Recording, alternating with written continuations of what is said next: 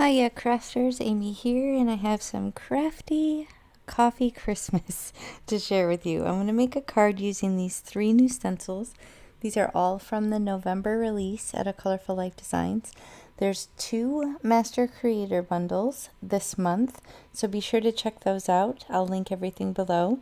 Here's a photo of the finished card to show you the direction that we're headed, but I'm starting off with my blending brushes from the Rabbit Hole Designs, and I was initially thinking of using this one stencil for the background, but then I thought, I think I want to use some colored cardstock.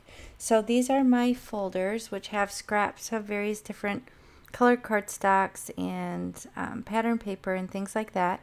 And I found one that was kind of a cool seafoam green, and it's right the correct size. So US A2 size, 4¼ inches by 5½.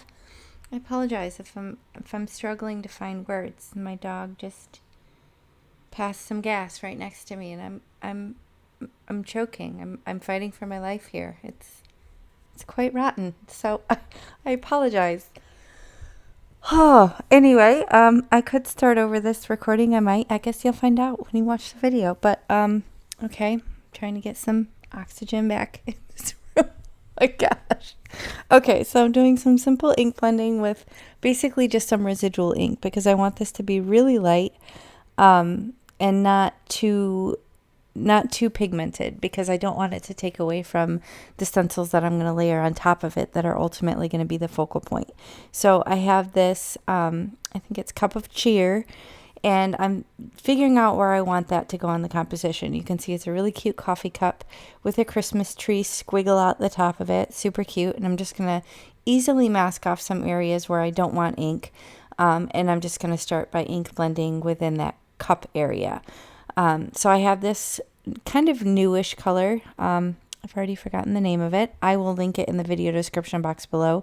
It's the newer purple. I think it's from the Spa collection. So it's a little bit muted. It's not quite as bright and in your face. But I'm kind of coming heavier handed on the edges and lighter handed in the center, just to kind of add to the roundness of the cup, add to the illusion of that.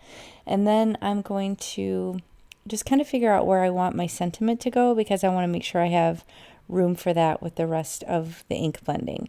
So I'm going to use this sentiment. My bells don't jingle without coffee, so it's funny and punny and snarky. And I'm using that same purple ink just to do the sentiment there on the top left of that panel that I'm working on.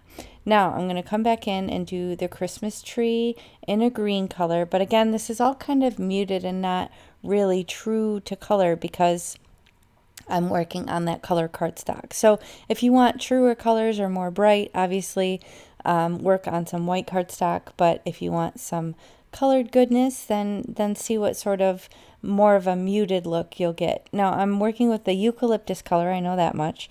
And I'm using these little tiny blending brushes, but then I realized I was too nervous it was going to kind of nestle under, because it kind of wants to flip up on those little spots, on the little squiggle, and I didn't want to risk that with the small brush. So I decided to do the little blending brush for the star on the top, but go with a bigger one for the little squiggle for the Christmas tree. So hoping that makes sense. I feel like I'm waffling about here with my words.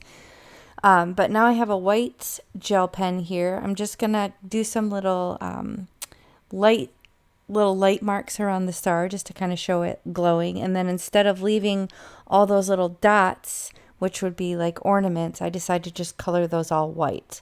And then I'm going to put in some highlights on this cup and add some other little decorations. Now, to make these letters pop, I decide to create a drop shadow with a white gel pen. Not only just in the openings that would be in the letters like the O, the B, the D, and things like that, but also to the right of all the letters. So I feel like this gives it kind of a 3D feel and helps it kind of pop off the background. So I'm just carefully going. I'm working right to left. You can see I'm left-handed here. If I don't, I'm going to be smearing the white gel pen all over the place if I move in the other direction. So that's why I'm starting from the right and moving to the left.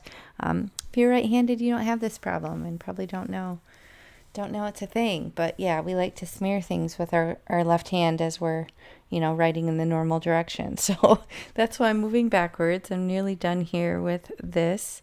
And then I'm figuring out what else I want to add to it, figuring out how else I want to kind of add to the otherwise simple design. So I put some polka dots all over this little cup, just to make it a little bit more whimsy and fun. And then I will ultimately come back in as well, and do some ink blending on the inside of the card base. So here's the panel. Now on the inside of this card base, I'm just going to do the cup of cheer. So I want to use that sentiment, but I don't want to use the cup again. I could obviously do that again just to kind of continue the design on the inside of the card, but I really just wanted to utilize that sentiment because I thought it was cute. So now I'm going to pick the color of card bling that I feel matches best. There's over, I don't know, I feel like there's around 130 some different colors to choose from now. So pretty much anything you can imagine, there's probably a color for it. And I ended up picking one. I think it was the wisteria one, but I'll link it below with all the other colors and information and links to the products that I used. If you're interested in any of that, you can just expand and scroll down.